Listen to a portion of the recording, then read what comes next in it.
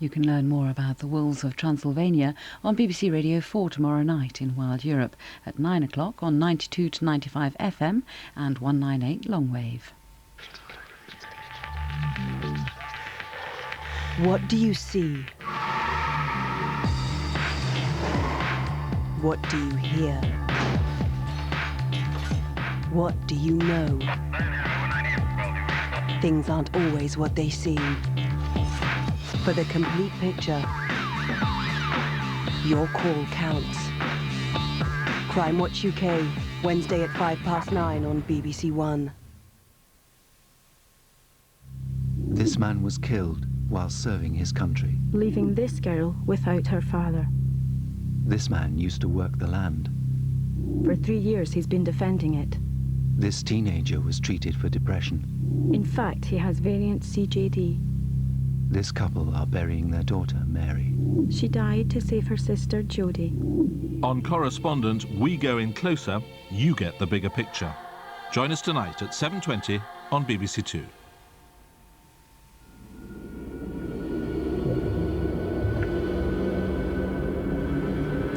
On BBC Two now, a profile of two men with one goal and a rivalry that hides some surprising similarities.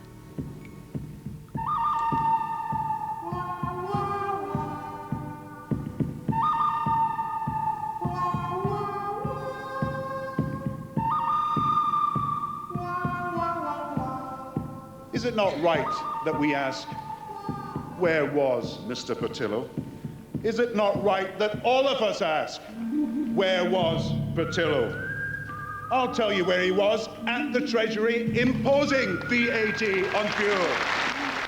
I think one thing dominates Gordon Brown, which is his desire to be Prime Minister. Gordon Brown promised pensioners change. I think you're ahead of me. That's what they got, loose change, 75 pence. Of course he's got ambition. Of course he wants to be Prime Minister. Of course he wants to lead the Tory party.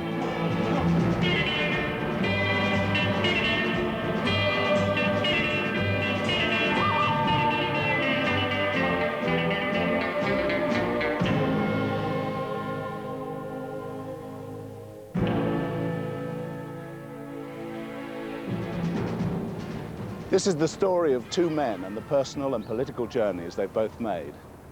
Gordon Brown and Michael Portillo are two of the most intriguing figures in British politics, and I've followed their careers for many years. Despite their political rivalry, I've discovered the two men have many things in common beyond their shared desire to be Prime Minister. The first surprising similarity comes here, in the small Scottish seaside town of Kirkcaldy.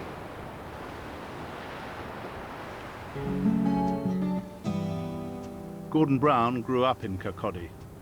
His father was a minister in the Church of Scotland.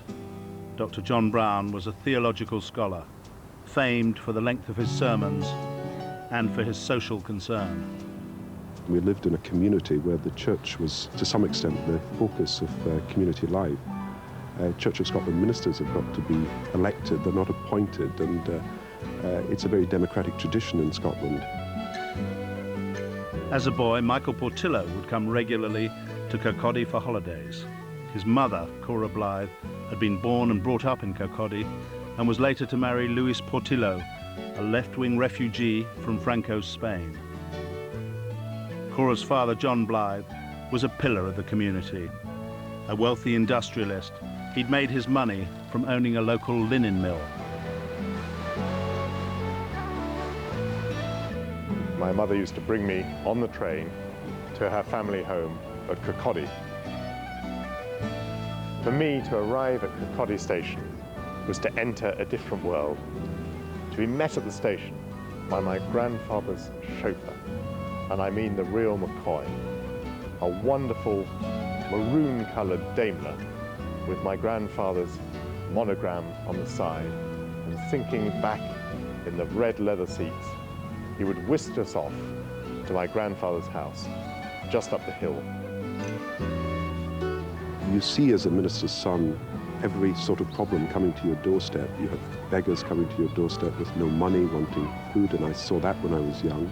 You have people in distress coming to visit your father. you have people suffering bereavement, and you become aware of a whole range of distress and social problems.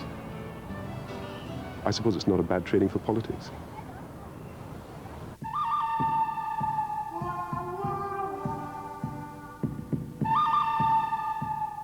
Michael Portillo and Gordon Brown were both grammar school boys during the 60s. Brown went to the same school as Portillo's grandfather, Kirkcaldy High. There he shone at work and games. He was a good enough runner to compete in the Scottish National Championships. He was also the school's swot, precociously bright and extremely hard-working. Honoured as the school's cleverest boy, Brown won a scholarship to Edinburgh University at the age of 16, but he played in a farewell rugby match that nearly changed his life. I ended my school days playing rugby against the former pupils, but I'd been concussed in that match, and it later turned out that I had got one of these sports injuries, a retinal detachment. I had a succession of eye operations, and you had to lie flat for weeks, blinded. They thought he'd lost both retinas, but they managed to reattach one. He knows, of course, that, as does anyone who's had that operation, that you can lose your sight at any time. One of the reasons he can't play sports too much, not too strenuously, is he might lose the other retina, and that must always be in his mind, though he'd never mention it. Brown had started to learn Braille. He wanted to go into politics and had stood as the Labour candidate for the school elections. At that time, Michael Portillo was also a strong Labour supporter and canvassed for Labour in local elections. Portillo and Brown shared the same political hero, the Labour Party leader Harold Wilson. Portillo even kept a poster of Wilson in his bedroom. I was mesmerised by Harold Wilson. I thought he was immensely charismatic and pragmatic in the days when pragmatism was meant to be a very good thing. Yes, I was quite mesmerised and quite active in my school days. At Harrow County Grammar School in a London suburb, Portillo met a pupil at the sister school for girls who would herself later become a Labour MP. I have known him since he was a schoolboy, and we had a joint drama society and did other things together. We were both in a production of Murder in the Cathedral. I think I was a wailing villager, which is quite appropriate really, and he was one of the knights that come and kill the Archbishop. While they were still at school, Diane Abbott and Michael Portillo were both socialists. But Portillo's political journey to the right was about to begin. I had no sense when we were at school that our view of the world was that different. There was no doubt in my mind that something happened to the Wilsonite schoolboy, and that something was Peterhouse.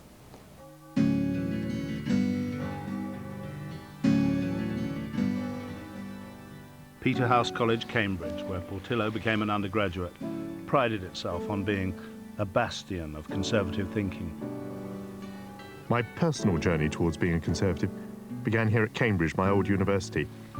I arrived here a bit of an outsider, a boy from a state school with a foreign name. My father was a refugee from the Spanish Civil War.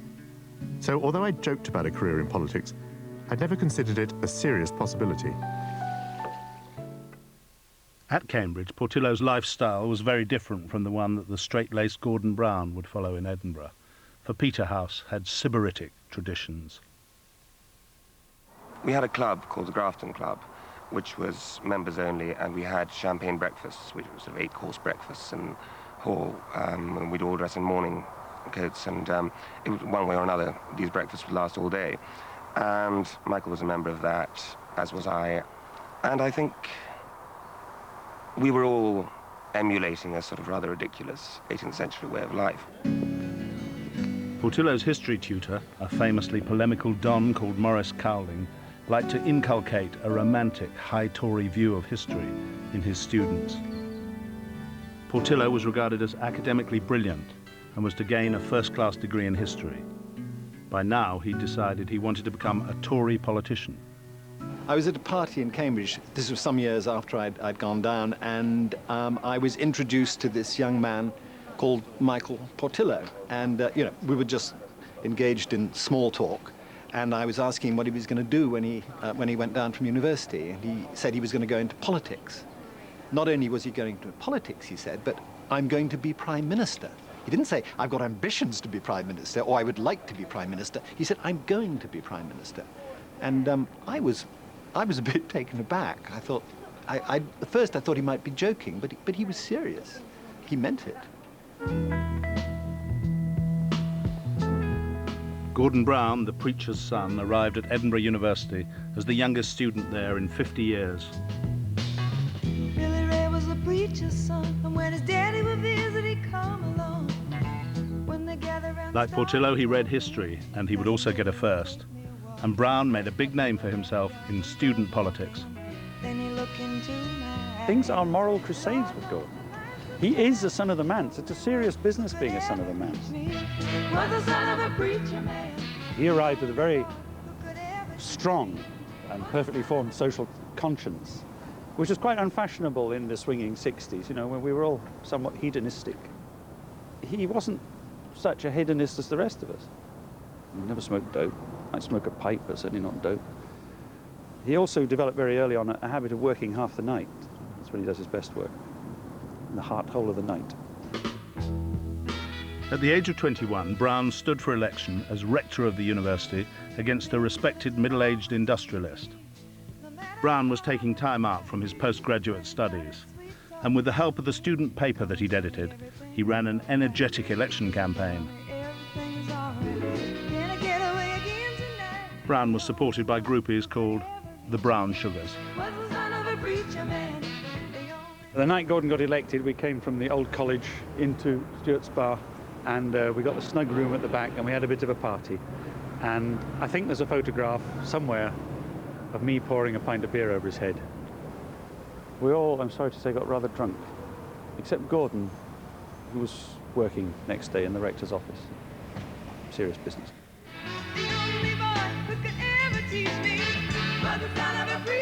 I ended up at the age of 21 making all the decisions about millions of pounds being spent, High Court judges and professors around me. So I was really given a baptism of fire, and I got into politics that way. Portillo was the first of the two to go into national politics. Soon after Cambridge, he went to work as a researcher for Conservative Central Office. It was 1976 and the Tories had their first woman leader, Margaret Thatcher. She relished her battles with Jim Callaghan, the Labour Prime Minister. All in all, the Prime Minister's cover-up operation has been a flop. Is that general enough? In the 79 election, Portillo would personally brief the leader herself.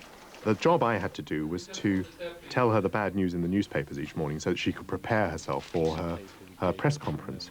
And after a while, I found out the thing to do was not to annoy her if one possibly could, but on the other hand, if she did react to something in the newspapers, let her blow her top. She once said to me, you know, you're battering me. You do nothing but batter me every morning. Why don't you give me some encouragement? Again now. The last thing we can do is throw up our hands and run away. It would be like the Salvation Army taking to its heels on the day of judgment. With a biblical style inherited from his father, Brown had become chairman of the Scottish Labour Party. He also worked as a reporter for Scottish television, specialising in exposing scandals. Politically, he was on the left of the Labour Party and had edited the Red Paper on Scotland that called in Marxist terms for massive redistribution of wealth and confiscation of the assets of multinationals. He used his TV skills to present Labour Party political broadcasts. And getting a job these days is as much a lottery as playing the fruit machines. For with these employment odds stacked against thousands of people, it's simply a matter of luck whether you have a job or not. Portillo also worked in television, but behind the scenes. He was a researcher for Channel 4's Week in Politics, although he neglects to mention his TV experience in his Who's Who entry. Both men now desperately wanted to become MPs, and Brown was to achieve the target first. Elected to the Commons in the Thatcher landslide of 1983, Brown quickly made his name as the MP for leaks. Using his journalistic skills, he managed to acquire Whitehall documents that were highly damaging to the Thatcher government. I think being a journalist makes you aware of what makes the press tick, what makes the media tick, and therefore it makes you aware of the sort of issues that once taken up are going to attract public attention. And obviously a politician wants to get the issues that he takes up taken up in a big way by the press.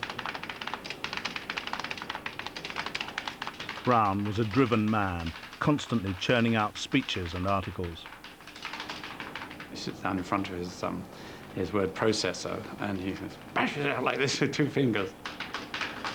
His mind's going so quickly that his fingers can't keep up, so you get this jumbled text of capitals and misspellings and everything else, but all the thoughts are there, and sometimes even the key phrases are there when it comes out. Michael Portillo, your Conservative candidate, is in your road now. Come and meet Michael Portillo, the Conservative candidate.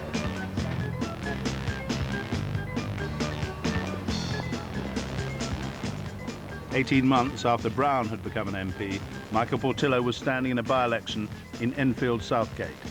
The government was confronting a miners' strike. But there's one man I would like to see killed, and I'd like to do it. That's a man named Scargill. Well, that's sir, the one I would like to do. That's not the way we do things in this country, sir. I first met Michael Portillo during the Enfield Southgate by-election. My goodness, he looked young in those days. He was clearly bright, he was clearly very engaging, he was very good on the doorstep. People liked him. I'm sure you're going to do everything you should do. Yes, well, I'm certainly committed to serving the constituency. And he rapidly established himself as a young man to watch. Portillo, Michael Denzel Xavier, the Conservative Party. 16,684. The new MP now appeared on his old programme, urging Mrs Thatcher to keep up her right-wing momentum.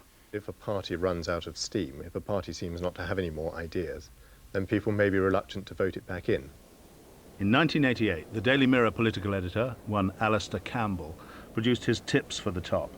He identified Portillo as the most likely future Tory Prime Minister among the younger generation. And he saw Gordon Brown as the opposition candidate destined one day to win the Labour premiership. Who has done best out of this government?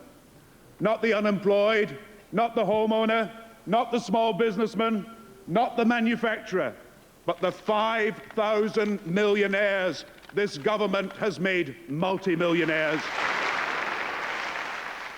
The Labour leader Neil Kinnock had high regard for both Gordon Brown and his best political friend Tony Blair.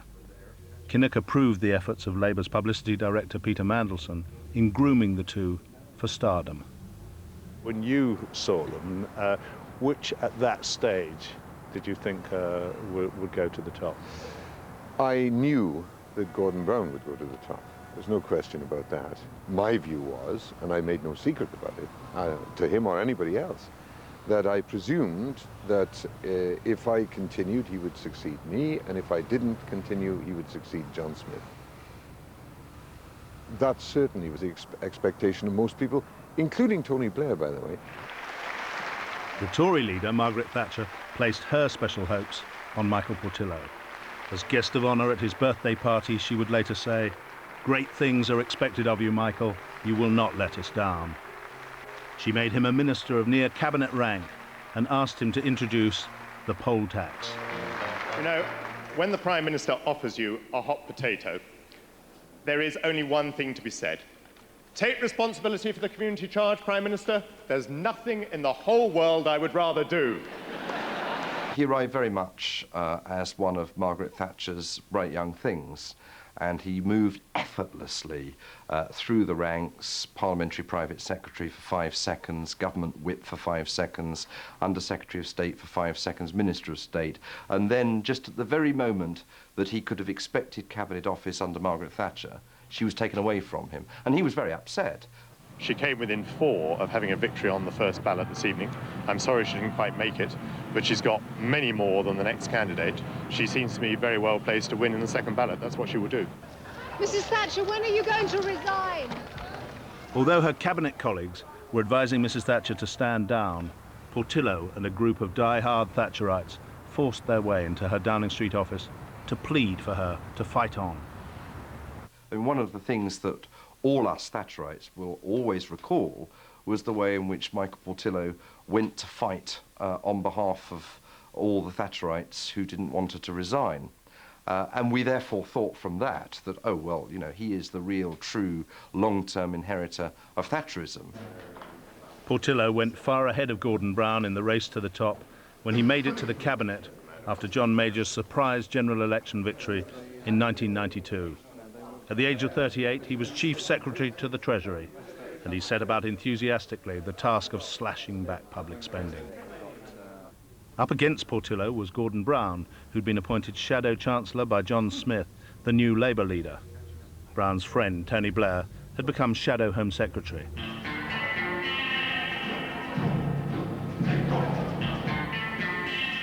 Both Portillo and Brown had now attracted dedicated bands of followers.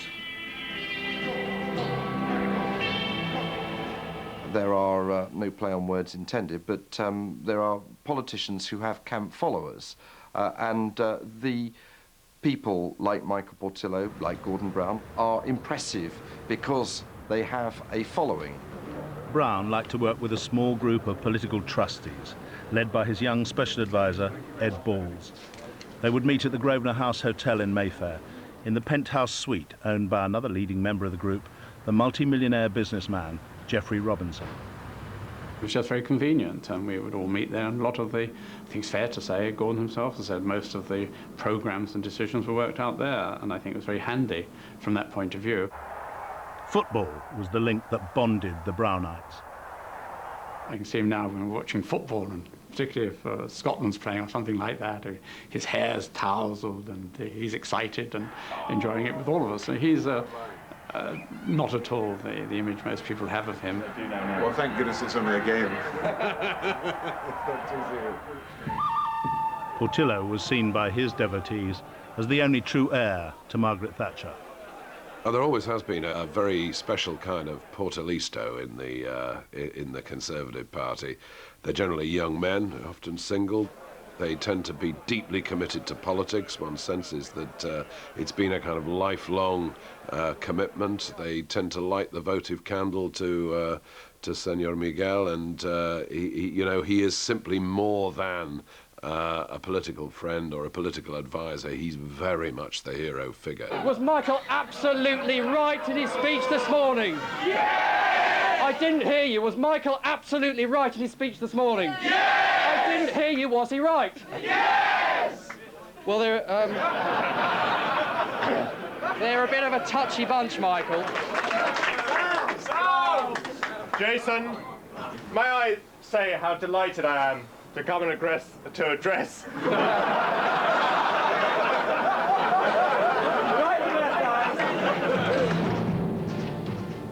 The first real chance for the two men to seize the leadership of their parties came in very unexpected circumstances within a year of each other.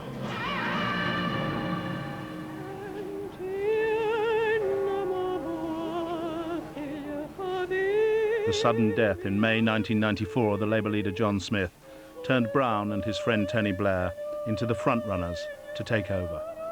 Oh, they both desperately wanted it. After John Smith's death, Tony suddenly realised, and everybody suddenly realised, that there was an opportunity they hadn't frankly foreseen. Tony had a very good run as Home Secretary, and he was extremely popular with the press, who were clamouring for him, and he had a lot of support, surprisingly, in the party, who suddenly saw this was a winner. And Gordon, who was a long time being seen as the heir apparent, had a rough ride as Chancellor, bringing everybody to their senses after the '92 defeat, where clearly the tax and spend aspects of our programme had been one of the major factors in our defeat, and that was very difficult for him. Brown withdrew from the race. Although Blair had long been the junior partner, Brown now reluctantly accepted the momentum for Blair was unstoppable. It was a setback, a major setback for him, and he was for a while depressed after it. Although the two men didn't reach any formal deal, Blair promised Brown increased powers as a future Chancellor, and Brown gained the impression that Blair would at some stage step down in his favour. The following year, Portillo's chance for the leadership came equally unexpectedly. He'd built up a reputation as a rabble-rousing focus for discontent against John Major. Sometimes you have to tell Brussels when to stop. Stop telling us how many hours we're allowed to work. Stop telling kids they can't earn pocket money from doing their paper rounds. Stop telling small businesses that they must give 3 months paternity leave. Stop the rot from Brussels. John Major described Portillo and other Europhobe cabinet ministers as bastards who were undermining him. He suddenly announced that he was going to resign as Tory leader and challenged his critics to stand against him for the leadership. It is time to put up or shut up. Telephone lines were installed by Portillistas who set up a campaign headquarters. Although Portillo would later admit he had planned to stand if Major didn't win on the first ballot, that was not what he was saying at the time. I speak for myself, and I speak on the record when I want to say something. I've made it perfectly clear that I believe the Prime Minister is going to win in the first ballot, and that he's going to have my vote. And I have no other comment to make. Thank you very much. At that crucial point, Michael does seem to have stepped back and exhibited a degree of timidity, which I think disappointed many of his erstwhile supporters. I mean, you can always excuse it, you can understand that timidity, and he could make a virtue of it and translate it as loyalty.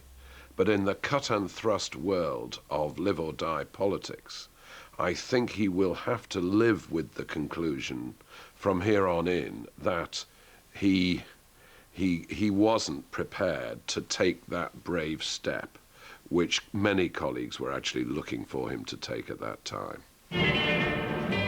Who dares wins, Michael Portillo had famously said, but neither he nor Gordon Brown had dared or won their party's crown. Portillo's on his way. Just coming in now. 2 years later came a dramatic reversal of fortunes for the two men. Election night, May 1997, and the Tories were taking a hammering. Mr. Portillo, a word just before you go in, if you would be so kind. How's it looking? Portillo, Michael, Denzel, Xavier.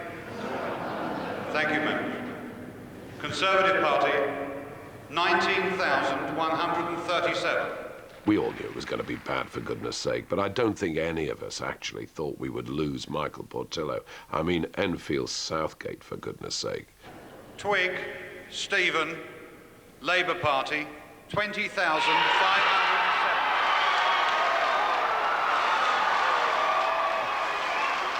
I think the defeat was a huge shock to Michael. It was a shattering experience. I was actually struck by the enormous dignity and good humour with which he handled himself on that occasion. And it's interesting that Britain seems to divide into those who enjoyed his humiliation, if you like, that night, and those who actually felt that a new Portillo began to emerge even then. A truly terrible night for the Conservatives. I would have wished to have been part of rebuilding it inside the House of Commons.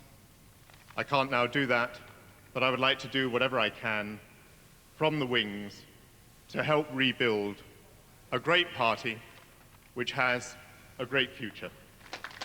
One thing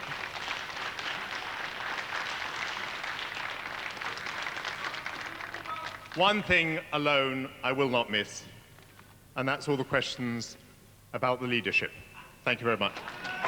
With Portillo now apparently out of the race for the top altogether, Brown, who chaired the victorious Labour Party campaign, arrived at the Treasury. He was followed by his key political advisers. Gordon Brown was the first Labour Chancellor for 18 years, and he was the first in history to inherit an economy in good shape. Brown was determined to avoid the ignominious fate that had befallen previous Labour chancellors. Without consulting Treasury officials, he decided he would immediately send a signal to the markets that the new Labour government would be different from their tax and spend socialist predecessors. This is a new government that is going to move beyond the old dogmas of the past and to provide a modern and lasting framework for economic prosperity. I have therefore decided to give the Bank of England operational responsibility for setting interest rates with immediate effect. How are you? I'm sorry for being late. Very nice to see you. Good to see you. Hello. Brown welcomed big businessmen to 11 Downing Street. Well, it's very nice to have you in Downing Street. You come in through the front door when you use it. I come in through the front door. It's a very strange arrangement because Tony Blair actually stays at number 11 Downing Street. He's got what is quite a big flat upstairs, and I stay at number 10 Downing Street. So we swap. But there's an upstairs connecting door, is there? There's lots of connecting doors. Relaxing with the tycoons, Brown cut a very different figure from the confiscatory Marxist of his youth. We all make political journeys. In any other walk of life, it's called maturing. If he had been throughout Mr. Prudence, then that would have made him a great deal less entertaining and interesting, and a great deal less inventive than the man that he is. So I'm glad that he's got political poetry in his soul. I got a brand new wall, a brand new smile. Since I met you, baby, I got a brand new style. Just because I love you, boy, just because I love you. Can I say, first of all, how pleased I am to attend the Lord Mayor's dinner. Stripped to the trappings of office, Portillo embarked on a mystery tour of his own political psyche. For those who wanted the Tories out, my defeat was a highlight.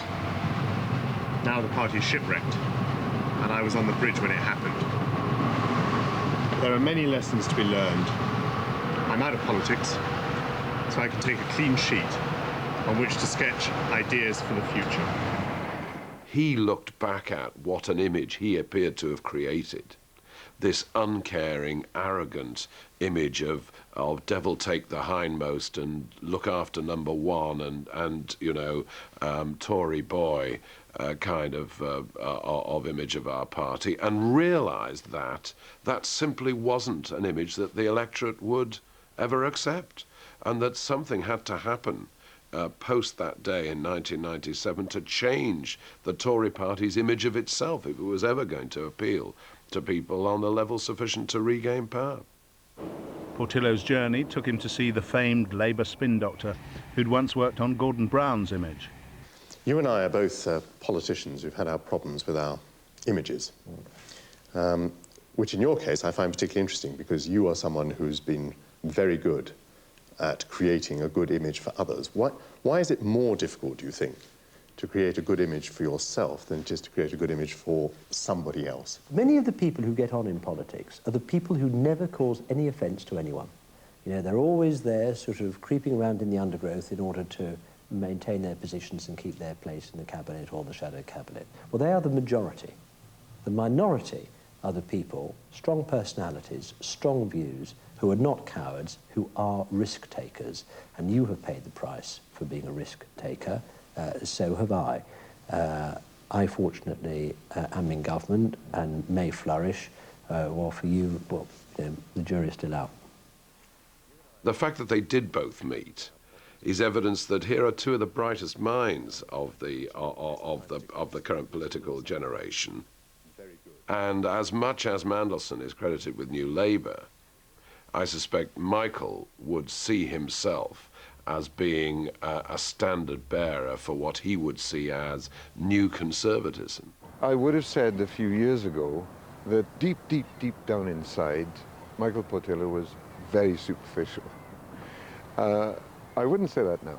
I actually think that, you know, in a travail, and there's no question about the fact that he went through a difficult patch, he grew up a lot, and he probably looked inside himself and said, what do I really believe? Not what will get me on political skis, but what do I really believe? And we may well be seeing something much more close to the genuine intelligent person than we saw in the years when he was a minister and a rising star of Thatcherism. I got a brand new wall, a brand new smile. You see, the Conservative Party looks not for uniformity. We look for the things that mark people out as individual and exceptional. We're for people, whatever their sexual orientation. We're not just a party of tolerance. We are a party that is willing to extend respect to every one of our citizens, because if we're not willing to respect them, why on earth should they respect us?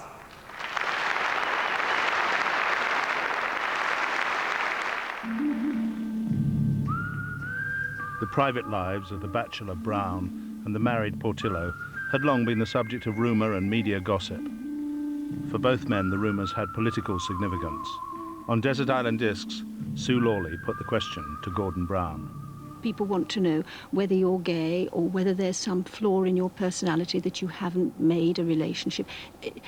You may feel, look, I don't have to answer these questions, but do you perhaps accept that as a public person it's a price you have to pay? Well, I don't mind answering the questions. It's something that comes up, and certainly I think people have a right to know what the politicians do and what their arrangements are. I'm not married. It just hasn't happened. I hope it does, and it may yet and probably will do. Gordon Brown's marriage to Sarah Macaulay, 6 years after they'd first met, was a huge media event. And it meant the question of Brown's bachelor status would not be an issue in a future leadership election, as his supporters believed it had been when Tony Blair became leader. Gordon being unmarried at the time wasn't the most helpful thing to his candidature, but since he's rectified that since and he has the most charming wife in Sarah Brown, we can put all that behind us, and there he is, happily married, superbly successful Chancellor.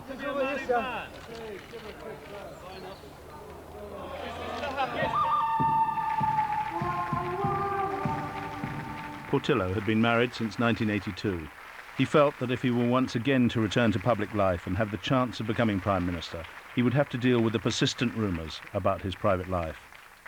Without consulting his wife in advance, he gave an interview to The Times. When The Times asked me if I'd ever had homosexual experiences, for example, in my student days, I said that I had. That's a long time ago. What was the extent of those activities? Was it one companion or a string of homosexual relationships? I'm not going to get into that, just a few experiences. And I think it must have been an enormously traumatic time for him to talk about his past life in the way that he did. This is still not easy territory. It isn't solely in the Conservative Party that one finds enormous prejudice against gay people. And I suspect he knew it would be very choppy going when that news was launched on an unsuspecting Conservative Party. Is the Conservative Party a tolerant enough party to actually accept this kind of admission from someone like yourself? I very much hope so. I mean, I think if I read this about somebody else, my reaction would be to say, so what? I hope that may be other people's reaction, but we'll see. I'm sure the fact that he lost in Enfield Southgate to an out gay man made him realise that in some ways he had to come to terms with himself, and that's why he talked about his early experiences. I'm also sure that the reason he talked about his early experiences is he wants to be Prime Minister. I was voted, yes. What was I voted? Yes, Prime Minister. No. Portillo had become an MP again just weeks after his Times interview. The election of the new member for Kensington and Chelsea was greeted as the return of the king from across the water by many Tory MPs and much of the media. I'm delighted. Thank you very much indeed. Thank you. Thank you. I'm delighted to be back in the Commons. The scene was set for a showdown. Portillo was soon made Shadow Chancellor to take on the government's top gunslinger, Gordon Brown. Mr. Portillo.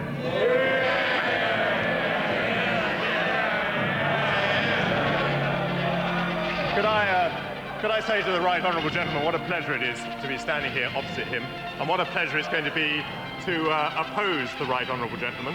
I very much hope we can have some fun, although I must say that I don't think laughing at himself is the strong suit of the Chancellor. Maybe we on this side of the House can make up for that. Yeah. Well, Madam Speaker, I do welcome the new Shadow Chancellor. I wish him well in his dealings with his Conservative colleagues and trying to get a sensible Conservative economic policy. I do remind them that, that I have now worked under 4 Shadow Chancellors since I became Chancellor of the Exchequer. The Chancellor had emerged as the strong man of the Labour government. And although he was a religious minister's son, love thine enemy was not one of his political precepts. By convention, Chancellors offer their shadows advance sight of their budget statements. Gordon Brown has no quarter for his enemies. He loves to control the great event, and that means don't tell them anything till you have to. Traditionally, opposition spokesmen, myself and Michael Portillo, get the speech perhaps half an hour or so beforehand so that we can prepare ourselves, albeit a little. With Gordon Brown, it turns up 2 minutes before he stands to rise, and when you turn to the back, the last budget statement, we had 7 blank pages with just the occasional sentence, and furthermore, and again. And it was blank? Other than that, entirely blank, all saved up. The rabbits firmly in the hat, and therefore, of course, I get a few moments whilst Michael Portillo makes his response, and Michael Portillo gets no moments at all. There was much in this statement, no doubt, that on reflection we will be able to welcome. Particularly the changes on VAT on churches and the initiative that the Chancellor announced today on aid to the Third World. But this is certainly not the statement that this Chancellor intended to make. This statement showed a Chancellor in full retreat, blown about by public opinion, but still a man who, even in those circumstances, couldn't come to the House and say, "I'm sorry." Mr. Speaker, I will answer every point he has made in detail, but if he wants to compare the record of him and me, let us remember what happened when he was at the Treasury. He was the minister that put VAT on fuel. He was the minister that introduced the airports tax. He was the minister that introduced the insurance tax. He was the minister who was even one of the brains behind the poll tax, Mr. Speaker. He is a wall of sound, throwing out statistics, determined to allow no form of criticism, which is perhaps his weakness, because I think under it all, Gordon Brown is someone who cannot take criticism, cannot take an alternative viewpoint, and whilst that therefore works in the chamber, it may be his own insecurity behind it. He's got the aura that goes with being a very successful Chancellor of the Exchequer. I've described him in the past as the best Chancellor that Margaret Thatcher never had. It's very hard to criticise Gordon Brown in any substantial sense for Michael Portillo, because of much of what Gordon Brown is doing represents a continuum with what the Tories would have done. And he manages to wrap up what are really actually neo-Thatcherite economic policies in a type of rhetoric which the party responds to. If neo-Thatcherite was the label attached to Gordon Brown, how did the Iron Lady herself regard her one-time protégé? A few weeks ago, I understand that Margaret Thatcher visited the constituencies of 2 Conservative MPs, and afterwards she was asking them, "What do you think's gone wrong with Michael? What's happened to him?" And just before they had a chance to answer, she answered her own question by saying, "Well, it was inevitable, you know. He's foreign, he's Spanish." Both Gordon Brown and Michael Portillo know that their own long-term political futures are dependent on what happens to their 2 party leaders. Portillo and Hague like to present a public picture of unity. But behind the scenes, anonymous media briefings by Portillistas and Haguites speak of deep strains between the 2 men. We have a leader in William Hague who has led us out of dark days. And I must say, William, I have never known anybody who was able to face difficulty with such composure as you have done. There's always going to be a friction between the party leader and the person in charge of the sums, the person in charge of the economy, the person taking a middle-term view of where the economy is going to go. It's always a problem in government. as far as I can judge, William and Michael in opposition are finding it easier. And, well, they might, because in opposition, if you don't stick together, you're going to stay in opposition for a very long time. Portillo and Haig meet behind closed doors at Tory headquarters to thrash out policy differences without advisers present. And however great Portillo's leadership ambitions, he's careful to keep them publicly concealed. Michael Portillo doesn't actually like to have his fingerprints on dirty work.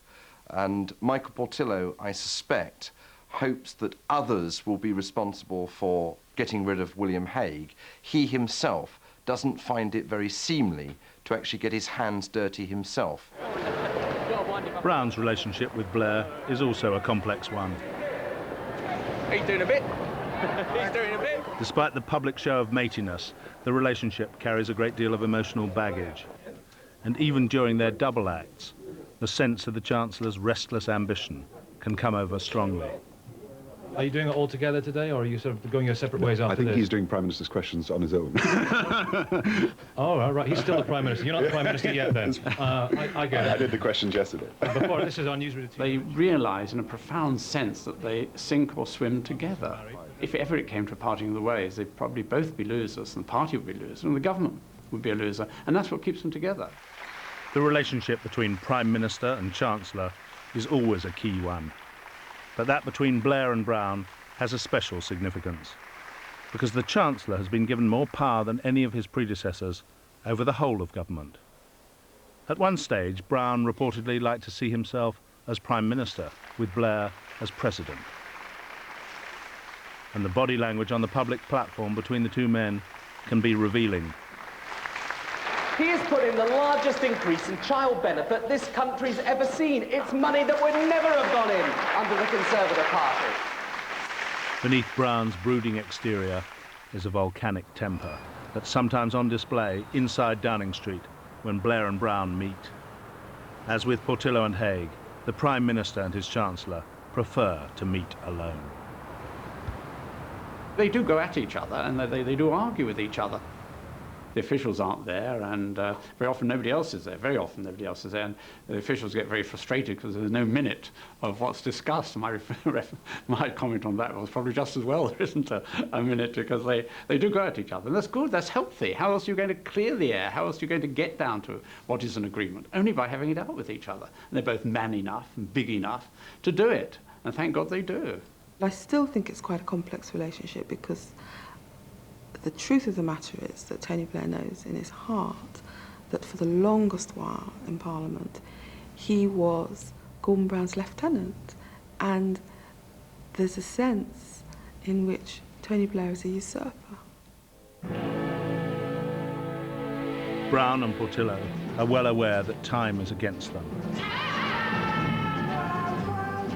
For both of them are older than the party leaders they would one day like to replace.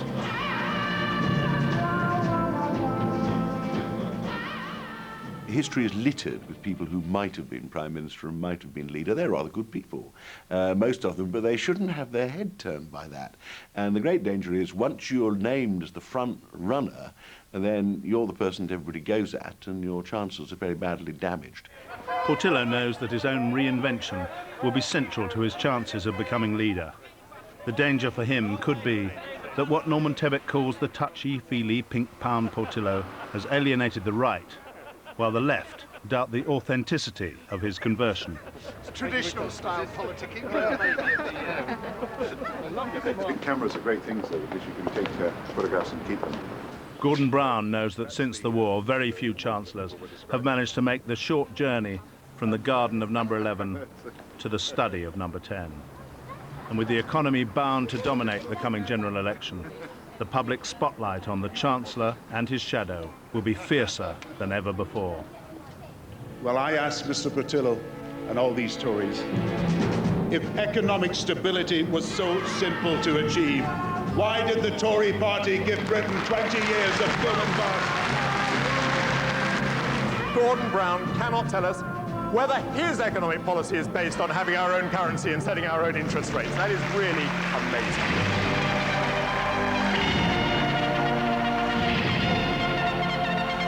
Michael Portillo and Gordon Brown have come a long way from their early days on the radical wings of their own parties.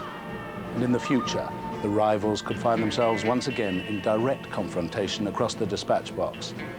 The one as Prime Minister, the other as Leader of the Opposition.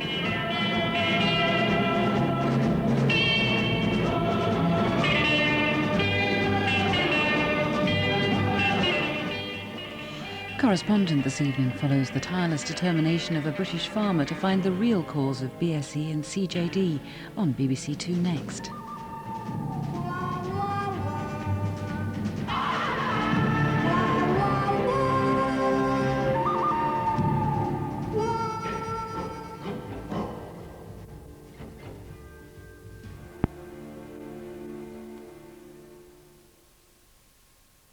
%50 of the Bunny Yours at Cartier watches. One casino. Money can take you far. We were just breaking it in. One man. This thing, I have my reputation. Whose hell it is? He was the catalyst that went in there and cleaned it up. Las Vegas, it's his. He owns it. And one machine changed gambling forever. You just keep clinking and clinking away, and you just laugh all the way to the bank. 8.5 days without one break. High Stakes, Tuesday at 10:35 on BBC One. I don't have to explain myself to you any more than you have to explain yourself to them. I'm not interested in excuses. I want the prisoner released. What are we talking about here? I know what we're talking about. I just want to be clear what you're saying. If you can't persuade him, get him to sign a blank sheet, type up the retraction when you get back and bring it straight to my office. Well, that went well, didn't it? The Cops, Wednesday at 9 on BBC Two.